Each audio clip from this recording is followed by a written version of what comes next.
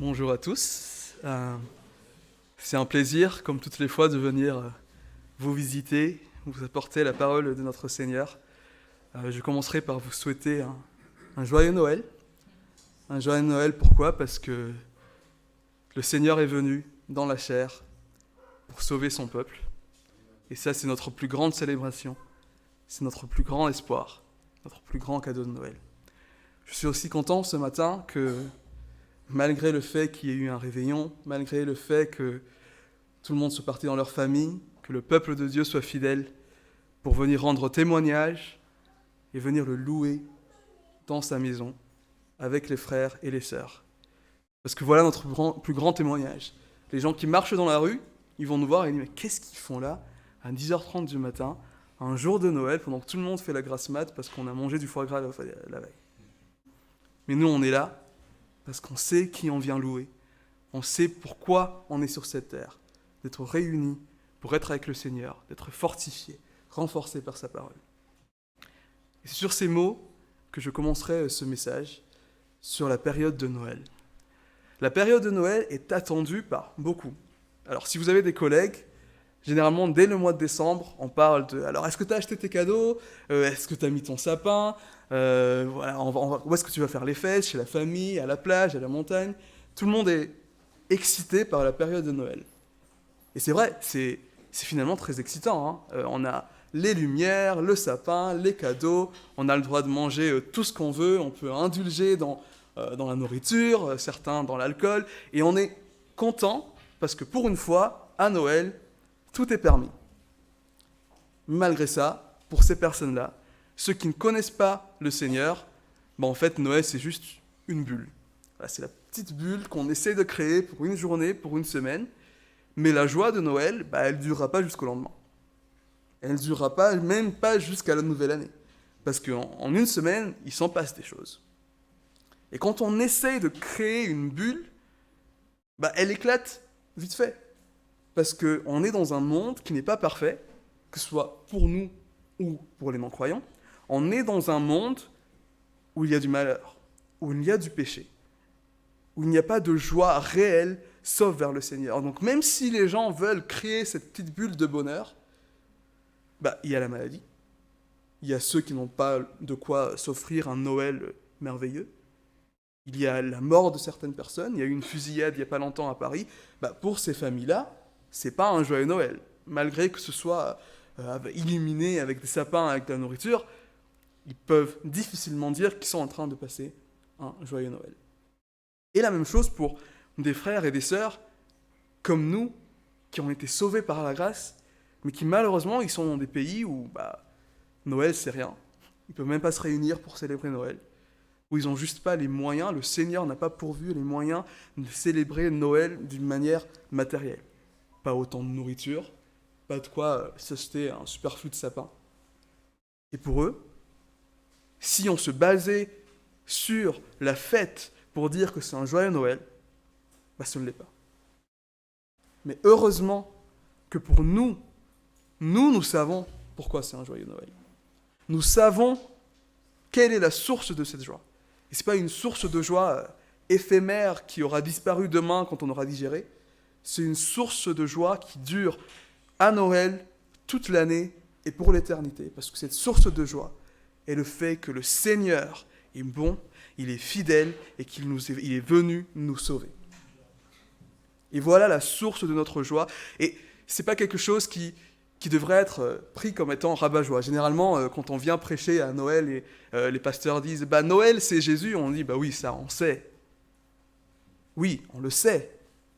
Mais c'est pas juste le savoir, c'est de le faire la source de notre plus grande joie à Noël. Et ça, c'est plus difficile. Ça, c'est plus difficile parce que quand on est en famille, quand on a les cadeaux, quand on a la nourriture, on dit « Merci Seigneur » et maintenant, on fête. Et on ne se pose pas un moment pour dire pourquoi on fête. Mon objectif aujourd'hui, et ma prière, que l'Esprit Saint travaille dans vos cœurs pour faire ressentir cette joie réelle de Noël. Parce que Noël, c'est la preuve ultime de la fidélité de Dieu envers son peuple. Alors si vous ne me croyez pas, Et vous n'avez pas à me croire si je ne partage pas l'Écriture avec, et d'ailleurs c'est très important. C'est pas parce que je suis là en train de vous dire de belles paroles que c'est forcément vrai. C'est vrai parce que l'Écriture le dit. Alors allons ensemble dans le livre d'Ésaïe. Dans le livre d'Ésaïe au chapitre 40, des versets 1 à 9. Mais avant de lire, je vais vous donner un peu de contexte sur le livre d'Ésaïe. Le livre d'Ésaïe est un de ces livres, je pense qu'un livre que tout le monde devrait étudier, que ce soit en profondeur, mais aussi dans sa globalité. Pourquoi ? Parce qu'en fait, c'est un microcosme, c'est une petite représentation de toute la parole dans un seul livre. Alors il est divisé en deux, 39 premiers chapitres et 27 derniers chapitres. Et à quoi ça vous fait penser ? À la Bible. 66 livres, divisés en 39 dans l'Ancien Testament et 27 dans le Nouveau Testament. Et c'est pas un hasard. C'est le Seigneur qui l'a voulu comme ça. Même dans ce qui est écrit dans le livre d'Ésaïe, le thème du livre d'Ésaïe, on retrouve tout. On retrouve la sainteté de Dieu, le fait que Dieu est le péché, il est le pécheur, mais qu'il est aussi un Dieu fidèle, qu'il est un Dieu sauveur, que le salut se trouve dans la foi dans le Seigneur uniquement et non pas par les œuvres. Et que le Seigneur viendra sauver les siens et les placer avec lui éternellement sur sa nouvelle terre, là où il n'y aura plus de péché. Et tout ça, c'est de Genèse à l'Apocalypse, mais c'est condensé dans le livre d'Ésaïe. Et le livre d'Ésaïe, alors c'est pas écrit aussi clairement, mais dans les 39 premiers chapitres, on a l'histoire de Dieu et son peuple représentés par deux rois. Et bien sûr, Dieu qui est proclamé par le prophète Ésaïe. Alors, dans l'histoire d'Israël, Dieu a le peuple d'Israël, c'est une théocratie, c'est son peuple, mais avec tous leurs péchés et tous les bêtises qu'ils ont fait, ils ont été divisés en deux. Donc le royaume du nord d'Éphraïm, le royaume du sud de Juda. Et là, spécifiquement dans le livre d'Ésaïe, on est dans le royaume de Juda. Et ce royaume de Juda-là, il est représenté par un roi, Ahaz, qui est un roi qui ne fait pas confiance à Dieu. Dès qu'il y a un problème, première pensée, où est-ce qu'on va, qui on va voir, avec qui on va s'allier, et Dieu lui dit, calme-toi, viens me voir. Et il lui dit, non, j'ai pas besoin d'un signe, c'est bon, je sais que tu es Dieu. Et avec tout ça, tombe sur lui et sur le peuple le jugement de Dieu. Et le jugement aussi de la terre entière, parce que la terre entière est rebelle contre Dieu de cette manière-là. Et on voit par la suite un roi Ézéchias, et lui par contre, il fait confiance à Dieu. Il dit, Seigneur, il y a un ennemi, je ne peux rien y faire, et en plus c'est ton nom qui profane. Alors moi je veux bien mourir si on veut, mais ne laisse pas que les gens profanent ton nom de cette manière. Et le Seigneur intervient. Les Assyriens sont battus, ils n'entrent pas dans Jérusalem, parce que le Seigneur les empêche. Mais malgré tout, Ézéchias, ça reste un humain. Donc il oublie complètement que c'est Dieu qui lui a donné la victoire. Il est cette personne que Dieu, mais Seigneur, s'il te plaît, aide-moi. Et après, le Seigneur œuvre, et il dit, oui, je suis trop fort en fait. On a bien fait. Regarde tous les trésors que j'ai accumulés. Tout ça, c'est à moi. Et le Seigneur dit, tu es tombé dans ton propre piège, dans ta propre turpitude. Tu seras aussi jugé. Et avec toi, tout le peuple de Juda, tous tes descendants, en exil à Babylone. Et c'est ce qui est arrivé. Des années plus tard, en exil à Babylone. En exil à Babylone, il reste quand même un reste fidèle de l'Éternel. Ceux qui croient en lui, ceux qui croient qui il est, ceux qui croient qu'il est un Dieu sauveur, un Dieu libérateur, et qui attendent la libération non seulement de l'exil, mais la libération du péché en soi-même. Mais sauf que quand on est presque 70 ans dans une terre complètement éloignée de là où on est, on en doute. Alors Jérémie, le prophète, leur dit, allez, faites vos maisons, bénissez la terre où vous êtes exilés, mais le Seigneur viendra vous libérer. Mais même avec ça, je pense qu'on peut tous ressentir la même émotion que ces gens-là, de dire, on a envie d'être à la maison. On a envie d'être là où on connaît les choses, on sait qu'on est bien. On est quand même si on est bien ici, que le Seigneur a pourvu pour nous, on est quand même dans une terre étrangère. Il dit, mais quand? Jusqu'à quand, Seigneur? Comme le psaume, jusqu'à quand? Quand est-ce que tu vas venir? La nuit est longue. Où, à quel moment va arriver le jour? Et c'est là que nous tombons sur le chapitre 40 d'Ésaïe. Le chapitre 40 d'Ésaïe, bien que les contemporains d'Ésaïe sûrement ont dû le comprendre, parce que c'est la future libération, ce sont ceux qui sont exilés à Babylone, le peuple de Juda, le reste fidèle, qui ont compris le plus, qui est le destinataire de ce message de proclamation de Dieu. C'est un message qui annonce la délivrance et qui prouve que le Seigneur reste fidèle à son peuple et à ses promesses. Alors je vous invite à le lire avec moi, Ésaïe chapitre 40, versets 1 à 9. Consolez, consolez mon peuple, dit votre Dieu. Parlez au cœur de Jérusalem et criez-lui, que sa servitude est finie, que son iniquité est expiée, et qu'elle a reçu de la main de l'Éternel au double de tous ses péchés. Une voix crie, préparez au désert le chemin de l'Éternel, aplanissez dans les lieux arides une route pour notre Dieu. Que toute vallée soit exaucée, que toute montagne et toute colline soient abaissées, que les coteaux se changent en plaine et les défilés étroits en vallons. Alors la gloire de l'Éternel sera révélée, et au même instant, toute chair la verra. Car la bouche de l'Éternel a parlé. Une voix dit « Crie !» et il répond « Que crierai-je » Toute chair est comme l'herbe, et tout son éclat comme la fleur des champs.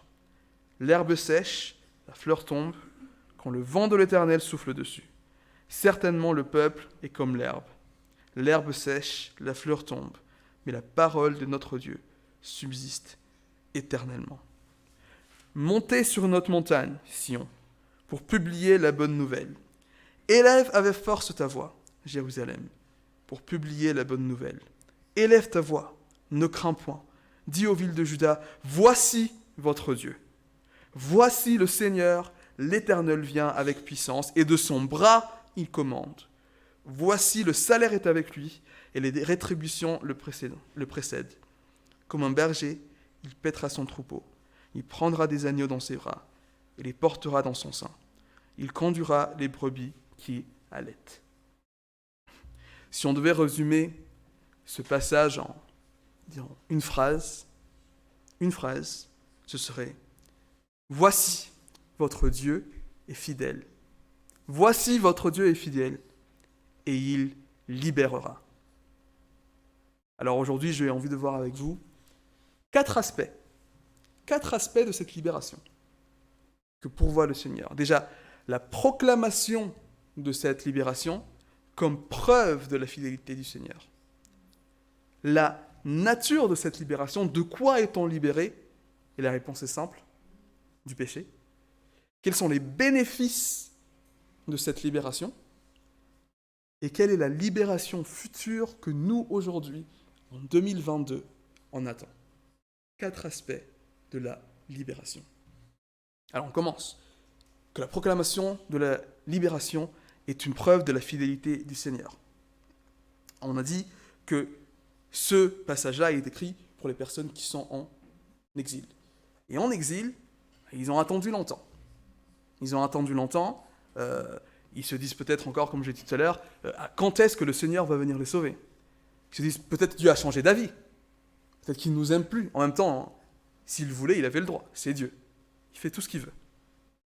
Mais le Seigneur est fidèle et on le sait parce qu'il le dit dans sa parole.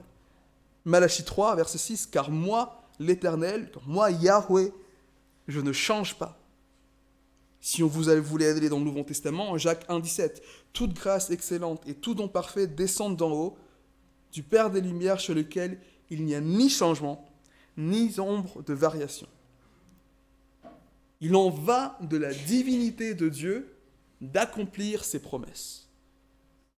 Au seul jour où Dieu n'accomplira pas ses promesses, c'est qu'il aura cessé d'être Dieu, et malheur à tout. Tout s'écroule. Il n'y a plus rien. Rien ne subsiste si Dieu n'est plus Dieu. Rien ne subsiste. Mais ce n'est pas le cas. Le cas est que Dieu reste fidèle à ses promesses.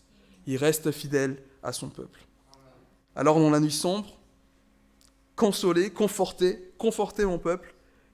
Il dit à Judas, prends courage, je suis là, tu te souviens de moi, je suis là, alors prends courage, je viens bientôt, je vais amorcer cette libération. Bientôt tu seras dans ta ville, bientôt tu seras à Jérusalem. Alors écoute-moi, je suis là et je sauve. Et ça, c'est la meilleure des nouvelles que le peuple de Juda aurait pu entendre depuis des années. Quelle réjouissance, quelle paix de la promesse de Dieu accomplie. Et on sait qu'elle a été accomplie, on sait qu'ils sont retournés. Le Seigneur a même utilisé un roi païen, Cyrus, pour les faire retourner de l'exil à Jérusalem. Donc le Seigneur est fidèle, même quand tout semble sombre, même quand tout semble perdu, on ne sait pas trop. Le Seigneur a promis ça, des vraies promesses, pas les promesses que nous on s'imagine, le Seigneur m'a promis une voiture ou le Seigneur m'a promis un travail. Ça, le Seigneur ne l'a pas promis dans sa parole. Mais des vraies promesses que le Seigneur pardonne du péché, que le Seigneur vient nous chercher, que le Seigneur œuvre pour notre sanctification, des vraies promesses, parfois on ne les voit pas arriver vraiment très vite. On lutte encore avec certaines choses, on lutte avec notre propre péché. Seigneur, sanctifie-moi, Seigneur, enlève de moi ce désir de désobéir, et tu as promis de le faire, et ça semble tarder. Mais le Seigneur est fidèle, nous devons prendre courage, nous devons être confortés, parce que lui, il est là, il est avec nous. Mais ce motif de libération, finalement, c'est pas quelque chose qui est juste là en Ésaïe. Il n'a pas libéré une fois et il n'a jamais libéré autre part. Il a libéré avant et il a libéré après. Alors si vous voulez aller avec moi dans le livre de l'Exode, au chapitre 3. Le livre des Exodes, on connaît l'histoire, pour le moins. On sait que le peuple d'Israël était en servitude en Égypte, ils étaient esclaves des Égyptiens, mais pour le moins, ils restent le peuple de Dieu. Dieu a fait une promesse à leur père Abraham de leur donner une terre. Et bon, on sait aussi l'histoire après qu'ils ont été libérés d'Égypte. Voilà, ils n'ont pas pris possession de la terre, ils n'ont pas voulu éliminer les ennemis qui étaient, donc pour l'instant, ils n'ont pas leur terre promise. Mais le Seigneur, néanmoins, a promis. Et le Seigneur va pourvoir. Donc on connaît l'histoire, Moïse, au chapitre 7, on voit les plaies d'Égypte, les 10 plaies d'Égypte pour dissuader Pharaon, pour dire à Pharaon, regarde quel Dieu est en face de toi. Tu n'es pas le maître de cette terre, c'est Dieu qui libère son peuple. Au chapitre 12, la Pâque, le Seigneur passe au-dessus du peuple d'Israël, ceux qui ont le sang de l'agneau sur leurs portes, pour tuer les premiers-nés de chaque individu, de chaque foyer. Chapitre 14, l'ouverture de la mer Rouge, l'histoire qu'on raconte, on adore raconter à tous les enfants, le Seigneur ouvre la mer et le peuple d'Israël passe, et les Égyptiens sont engloutis. Mais très rarement, on parle du chapitre 3. Alors que le chapitre 3 est aussi important et aussi bon pour nous que tous les autres chapitres. Parce qu'au chapitre 3, le Seigneur annonce la libération. Alors lisons les versets 1 à 10. Moïse faisait paître le troupeau de Jéthro, son beau-père, sacrificateur de Madian. Et il mena le troupeau derrière le désert et vint à la montagne de Dieu à Horeb, l'ange de l'Éternel. L'ange de l'Éternel lui apparut dans une flamme de feu, au milieu d'un buisson. Moïse regarda, et voici le buisson était tout en feu, et le buisson ne se consumait point. Moïse dit, « Je veux me détourner de vous pour voir quelle est cette grande vision et pourquoi le buisson ne se consume point. » L'Éternel vit qu'il se détournait pour voir, et Dieu l'appela du milieu du buisson et dit, « Moïse, Moïse !» Et il répondit, « Me voici. » Dieu dit, « N'approche pas ici, ôte tes souliers de tes pieds, car le lieu sur lequel tu te tiens est une terre sainte. » Et il ajouta, « Je suis le Dieu de ton père, le Dieu d'Abraham, le Dieu d'Isaac et le Dieu de Jacob. » Moïse se cacha le visage, car il craignait de regarder Dieu.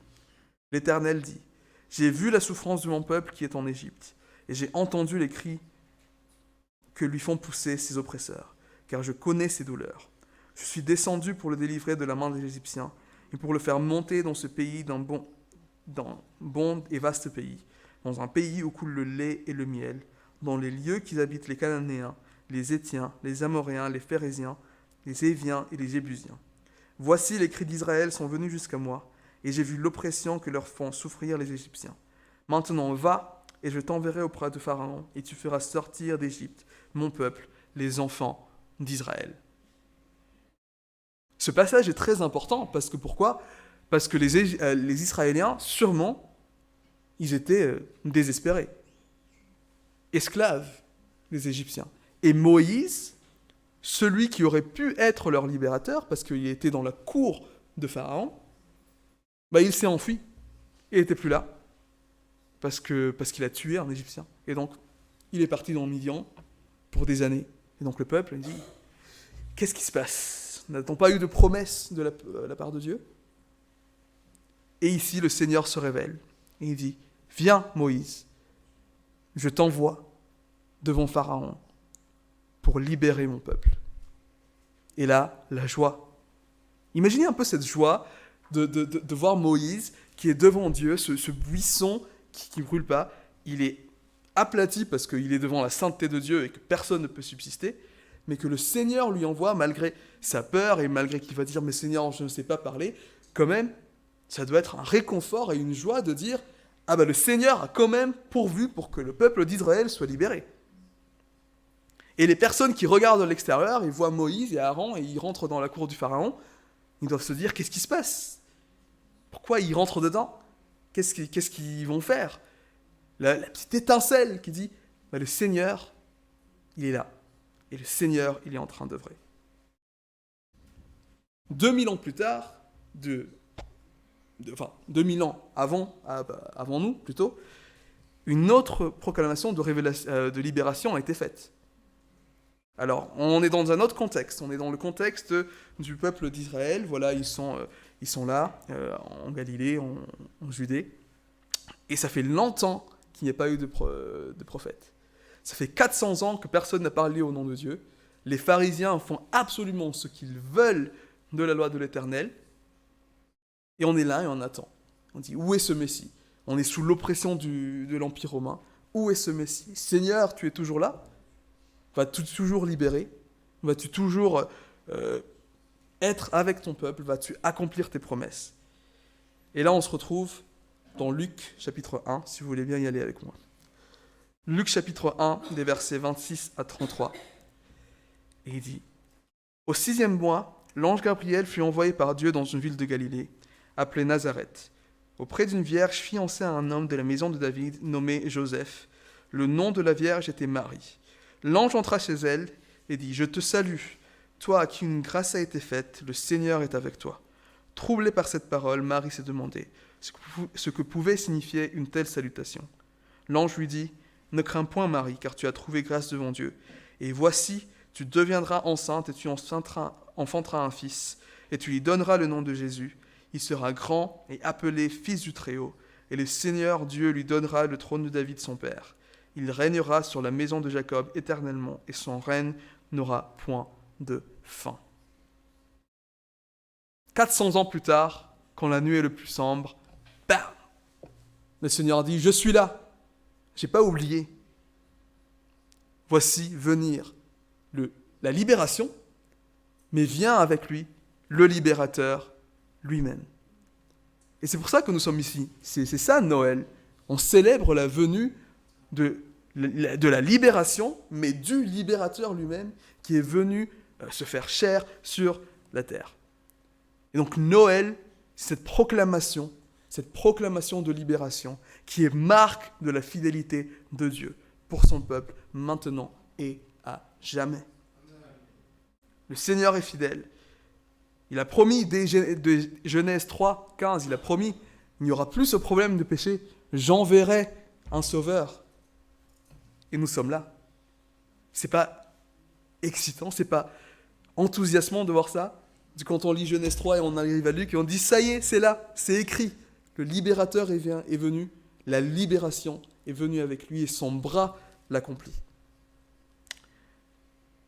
Et la question est, finalement, de quoi il est venu libérer ? Quelle est la nature de cette libération ? Alors il y a eu évidemment une libération physique pour l'Exode, voilà, ils sont partis, ils sont plus oppressés par le peuple égyptien. Il y a eu la libération de Juda, ils sont retournés dans leur terre. Mais le plus grand problème n'a jamais été forcément l'exil ni l'esclavage humain. Le plus grand problème, et ceux des jeunesses, ça a toujours été le péché. Si le peuple de Dieu était saint et sans péché, il n'y aurait pas eu d'exil. Ils auraient eu la terre promise depuis très longtemps parce qu'ils n'auraient pas fait de bêtises avec les promesses de Dieu. Donc le problème a toujours été le péché. Le péché, c'est la cause de la mort. C'est pourquoi on s'éloigne de Dieu, on est mort spirituel dans le péché. Aucun moyen de s'en défaire. Quand on est mort, on est mort. Moi, j'ai jamais vu une personne morte dire « Ah, je vais faire quelque chose ». Non. Quand on est mort, on est mort. C'est le miracle du Seigneur de nous faire vivre et de nous donner un nouveau cœur pour avoir la vie spirituelle avec lui. Mais on est mort dans le péché, on crée des idoles à tout va, on fait de tout et n'importe quoi une idole. Que ce soit une personne, qu'elle soit vénérée ou pas, hein, donc ça peut être une personne, une relation, on fait des idoles du divertissement, on fait des idoles de nos études, de notre travail, de la politique, on peut faire des idoles de tout. Pourquoi ? Parce qu'on est pécheur. Sauf que le problème, c'est que le Seigneur il haït d'une haine profonde le péché. C'est un Dieu saint, il est transcendant sur tout, il n'a rien à faire avec le péché. Et il est celui qui commet le péché, qui vit dans le péché, qui se baigne dans son péché. Et malgré ça, malgré sa colère contre le pécheur, il dit, dans sa grâce et dans son amour et sa miséricorde, voici le libérateur. Quand la nuit semble le plus sombre, qu'est-ce qu'on va faire de ce péché ? Voici la solution. Voici le Seigneur. Matthieu 1, 21, il viendra sauver son peuple, pas de leur maladie, pas de leur exil terrestre, pas des problèmes qu'ils ont, pas de leur oppresseur terrestre. Il viendra sauver son peuple de ses péchés. Et c'est là le plus important. Le problème étant le péché, le Seigneur va libérer du péché, il va purger du péché. Purger du péché dans quel sens ? Qu'il va enlever et la conséquence et le pouvoir du péché. Viendra le temps où le péché sera un long souvenir pour les enfants de Dieu, un lointain souvenir, parce qu'il aura été purgé de son effet et purgé de son pouvoir. Et cette libération, elle a été opérée par personne d'autre que le libérateur lui-même, Christ. Jésus, Fils de Dieu, deuxième personne de la Trinité, éternellement uni avec Dieu depuis l'éternité passée. Il est venu dans la chair pour libérer. Et c'est ça Noël. Il est venu dans la chair pour nous libérer. Dans Romains 4, 25, on dit qu'il a été livré pour nos offenses et ressuscité pour notre justification. C'est par sa mort et sa résurrection que quiconque peut se tenir devant Dieu justifié. Le Seigneur dit, pour cette personne-là, mon fils, il est mort pour lui. Toute ma colère a été déversée, mon fils, pour le compte de cette personne. Donc moi, je le verrai au jour du jugement, et dès maintenant et à jamais, pour moi, celui-là, il est justifié. Plus tard, juste quelques versets, après ça, dans Romains 5, versets 6 à 10, je vais les lire pour nous. « Car lorsque nous étions encore sans force, Christ au temps marqué est mort pour des impies. À peine mourrait-on pour un juste, quelqu'un peut-être mourrait pour un homme de bien. Mais Dieu prouve son amour envers nous, en ce que lorsque nous étions encore pécheurs, Christ est mort pour nous. À plus forte raison donc, maintenant que nous sommes justifiés par son sang, serons-nous sauvés par lui de la colère. Car si lorsque nous étions ennemis, nous avons été réconciliés avec Dieu par la mort de son Fils, à plus forte raison, étant réconciliés, serons-nous sauvés par sa vie. » Christ est venu opérer la transaction de Dieu. Il a pris la colère qui nous a été réservée. Il est mort, il est ressuscité pour nous donner sa justice. On est couvert par son sang, dans sa justice, on est en lui. Et c'est pour ça qu'on a le droit de se tenir devant Dieu. Non pas par nos propres forces, mais par Christ. Sinon, qu'est-ce qu'on ferait là ? Franchement, si on n'avait pas Christ, est-ce que le Seigneur il est content de voir des humains pécheurs venir louer son nom avec des lèvres impies s'il n'y avait pas Christ qui est venu justifier devant lui? Non, il n'est pas content de ça. C'est grâce à Christ et Christ seul qu'on tient devant Dieu. C'est parce qu'on croit à sa mort et sa résurrection pour le pardon de nos péchés. Et je voudrais faire cet appel, si vous êtes ici, vous ne connaissez pas Christ, vous n'avez rien entendu de tout ça depuis votre vie, c'est la vérité la plus importante que vous allez jamais entendre de toute votre vie. Que Christ est mort pour les pécheurs. Et seul par lui peut-on être justifié devant le Seigneur. Alors aujourd'hui, c'est le temps du salut. Aujourd'hui, c'est le jour du salut. Êtes-vous prêt à vous repentir de votre péché? Êtes-vous prêt à dire « Je ne peux rien faire pour gagner mon salut. Je ne peux rien faire pour être avec le Seigneur, réconcilié avec lui. Christ, lui, l'a fait pour moi. Et maintenant, je veux me tourner de mon péché et courir à Christ et vivre avec lui tous les jours en lui obéissant par sa force, par sa grâce, avec un désir ardent de le servir. C'est la seule chose qui compte. Et si aujourd'hui, vous n'êtes pas dedans, faites de ce Noël le Noël le plus important de votre vie. Le Noël qui a changé votre vie à jamais, maintenant et pour toujours, parce que c'est le Noël où vous avez cessé de vouloir plaire à Dieu par vous-même. C'est le Noël où vous avez cessé de croire en vous, de croire en vos forces, vos capacités, et de croire en l'œuvre souveraine et solennelle, salvatrice du Seigneur Jésus-Christ à la croix, et de faire de lui votre vie tout entière. Donc la libération du péché, voilà la nature de cette libération proclamée par Dieu, que ce soit dans l'Exode, que ce soit dans Isaïe, que ce soit dans Luc. C'est la libération du péché. Le troisième aspect qu'on va voir ensemble, c'est les bénéfices de cette libération. Parce que s'il y a libération, c'est pas pour être comme ce qu'on était avant d'avoir été libéré. Clairement, si on lâche un chien d'une cage, on l'ouvre et on le sort de la cage, il ne va pas rester comme ça. Il va peut-être avoir un syndrome post-traumatique pendant quelques jours, mais après, il aura la conscience qu'il est libéré et il va gambader partout dans sa nature d'animal. Mais les bénéfices de la libération, c'est bien plus que juste maintenant, on peut faire d'autres choses qu'on ne pouvait pas faire avant. C'est déjà, premièrement, le confort que la libération apporte. Le confort et la paix. La libération du péché apporte confort et la paix. Ésaïe 40, le premier verset, qu'est-ce qu'il dit? Consolez mon peuple. Consolez mon peuple. Donc quand ils seront libérés, ils seront consolés. Ils seront confortés. Et pourquoi on est conforté? Parce qu'on sait. Pourquoi le peuple de Dieu est conforté? Parce qu'il sait que ses péchés ont été pardonnés. Il sait que le Seigneur est là, que le Seigneur est fidèle. Et ça, c'est un confort. Il sait que ni rien, ni personne ne pourra enlever la fidélité du Seigneur sur lui. Il sait que ni rien, ni personne ne viendra retirer ce que le Seigneur a pourvu et a promis pour lui. Et pour nous, c'est la même chose. Si on va dans Romains 8, les versets 31 à 34, et c'est un verset qu'il faut qu'on se rappelle jour après jour. Et on dit, « Que dirons-nous donc à l'égard de ces choses? Si Dieu est pour nous, qui sera contre nous? Lui qui n'a point épargné son propre Fils, mais qui l'a livré pour nous tous, comment ne nous donnera-t-il pas aussi toutes choses avec lui? Qui accusera les élus de Dieu? C'est Dieu qui justifie. Qui les condamnera? Christ est mort. Bien plus, il est ressuscité, il est à droite de Dieu, et il intercède pour nous. » Quel confort! C'est un grand confort. C'est le seul moyen qu'on peut subsister aujourd'hui dans ce monde, de savoir que notre péché a été pardonné, de savoir que Christ est mort pour nous et qu'en plus, il intercède pour nous devant le Père 24 heures sur 24. Sans lui, on ne tient pas, mais quel confort, parce qu'avec lui, il nous tient. Et voilà la paix que nous avons.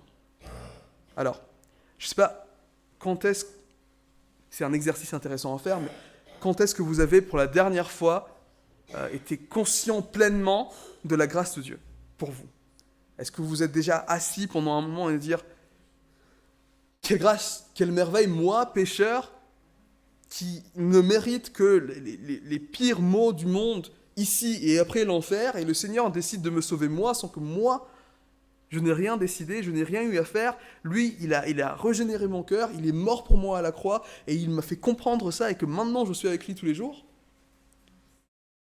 Quel moment est-ce que vous prenez ce temps de se tenir debout, assis, à genoux, comme vous voulez, mais méditez cette parole pour vous conforter de la grâce de Dieu, pour être consolé des maux de ce monde, consolé même de l'effet de votre propre péché sur votre vie. Que le Seigneur est bon et qu'il nous a sauvés. Alors, c'est vrai qu'on a beaucoup de choses à faire. On a le travail, peut-être des enfants pour certains, le mariage pour d'autres, et on doit aussi mettre en œuvre notre salut. On lutte contre notre péché, on veut que le Seigneur nous sanctifie, et tout ça, c'est bien, c'est excellent. Mais il faut partir de la base. On fait tout ça. Pourquoi ? Parce que nous avons le confort du salut que le Seigneur a pourvu pour nous. Nous sommes consolés, nous ne sommes plus inquiets. Ce ne sont pas ces œuvres-là qui nous sauveront, nous avons été sauvés. Alors soyez confortés. Voilà le passage du jour. Soyez consolés, soyez confortés, peuple de Dieu. Et que ce confort soit votre motivation pour vivre une vie de sainteté, pour poursuivre une vie de sainteté, pour poursuivre une vie qui plaît à Dieu. Parce que lui vous a déjà sauvé. Il vous a fait son peuple, il vous a fait ses enfants. Alors vivez de ce confort-là, une vie digne de l'évangile de votre Père. Le deuxième bénéfice, et c'est de loin le plus grand des bénéfices, c'est de pouvoir vivre dans la présence de Dieu. De pouvoir vivre avec Dieu dès maintenant et pour toujours. Parce que Dieu est un Dieu saint, comme je l'ai déjà dit. Il ne veut pas vivre avec le péché. Et pourtant, on sait bien, on voit bien notre péché. Celui qui dit qu'il n'est pas pécheur, Jean dit, il est un menteur. Alors on sait notre péché. Mais parce qu'il nous a justifiés, parce que devant lui, on est juste par Christ, on peut avoir sa présence dans notre vie tous les jours. Il est là avec nous, il nous donne sa parole, il a son esprit en nous pour nous guider dans sa parole, nous donner sa sagesse. Il est avec nous pour nous réconforter, pour nous aider à ne pas céder aux tentations. Il est là tous les jours. Et bientôt, on sera avec lui éternellement, dans sa gloire, sur cette nouvelle terre qu'il a promise pour nous. Et on sera là, dans sa présence, et il n'y a rien d'autre qui va compter. Rien d'autre. Alors tout sera bien, on sera dans un nouveau corps, on n'aura plus de péché, ok, mais par-dessus tout, on sera dans la présence du Seigneur. Et ça, c'est le plus grand des bénéfices, maintenant et pour toujours. Le Seigneur libère son peuple pour qu'il puisse vivre avec lui. Le Seigneur libère son peuple pour qu'il puisse vivre avec lui. Donc voilà pourquoi on célèbre Noël. Il est venu libérer son peuple pour qu'il puisse vivre avec lui. Et j'espère que ce sera ça votre motivation pour célébrer un Noël joyeux malgré les circonstances. Le Seigneur est venu libérer pour que vous puissiez vivre avec lui. Alors, on a vu la proclamation, on a vu la nature, on a vu les bénéfices. Et un dernier mot sur cette libération future, notre espérance, ce qu'on attend, qu'est-ce que le Seigneur va encore faire. Parce que s'il a fait avant, ce qu'il va faire encore. Alors généralement, ces mots-là sont mal utilisés dans beaucoup de contextes. Il a fait avant, il t'a donné de l'argent avant, il te donnera de l'argent après. Ce qui n'est pas faux. Le Seigneur pourvoit. Mais ce qu'il a fait de plus grand avant, c'est il a libéré. Il a promis, il l'a fait. Alors ce qu'il va promettre, il va encore le faire. Il va encore libérer. Alors je lui disais tout à l'heure, chacun d'entre nous, je pense qu'on est conscient de notre propre péché. On est conscient de nos manquements tous les jours, et on est conscient d'offenser Dieu tous les jours, malgré le fait qu'on peut revenir à lui et confesser nos péchés et être pardonné. Mais néanmoins, on est encore dans un monde pécheur qui nous tente tout le temps. Notre cœur n'est pas encore complètement sanctifié. On voit bien que ce monde où on vit n'est pas parfait. Il y a tout ce qui nous déplaît à Dieu est mis en avant dans ce monde. Donc il y a encore une libération à venir pour que la libération soit parfaite et excellente. La libération totale du péché et d'être éternellement dans la présence du Seigneur. Si on retourne dans Ésaïe, alors Ésaïe 40, et les 2 derniers versets. Voici le Seigneur l'Éternel vient avec puissance, et son bras il commande. Voici le salaire est avec lui, et les rétributions le précèdent. Comme un berger il paîtra son troupeau, il prendra les agneaux de ses bras, il les portera dans son sein, il conduira les brebis qu'il allaite. Le Seigneur vient, et ça c'est une vérité, notre espoir, qu'il vient, il retournera. Soit il vient nous chercher, soit il nous reprendra avec lui, comme on l'a chanté au début du culte. Mais il est là, il vient, il est fidèle, et il continuera son œuvre de sanctification jusqu'à la grande libération de tout péché, où on sera avec lui éternellement. Alors voilà, pour moi ce matin, je vous souhaite encore un joyeux Noël. Et maintenant, j'espère qu'il est plus joyeux quand même, parce qu'on a vu que le Seigneur était fidèle. On ne peut pas en ressortir d'ici et dire « Ah ouais, j'étais autant joyeux en rentrant qu'après. » Non, le Seigneur est fidèle, il vient, il libère, malgré les circonstances. Voilà notre joie. Et on espère en lui, maintenant et pour toujours, parce qu'on vit dans sa présence, par sa grâce. Notre Dieu libérateur. Je vous invite à prier avec moi. Seigneur, c'est un joyeux Noël, en effet, où on célèbre ton nom, on célèbre ta bonté, on célèbre ta venue sur cette terre pour nous libérer de notre péché. Et on a déjà hâte de que tu viennes nous libérer pour de bon, que tu viennes détruire le mal, que tu viennes mettre ta lumière sur ta nouvelle création. Seigneur, merci parce que tu es fidèle. Tu es fidèle à tes promesses. Tu es fidèle à qui tu es. Et nous sommes des bénéficiaires qui ne méritons rien. Nous n'avons rien fait, tout ce qu'on mérite c'est la mort, et pourtant tu nous as donné la vie. Et tout ça dans ta bonté, dans ta fidélité. Aide-nous Seigneur à vivre pour toi, à être consolés de ta parole, pour vivre une vie digne de ton évangile. Une vie qui souhaite être réellement libérée du péché. Parce qu'on sait que c'est toi qui vas l'accomplir. Merci Seigneur parce que tu es bon. Et que quelles que soient les circonstances, Seigneur, je prie que tu nous rappelles cette vérité.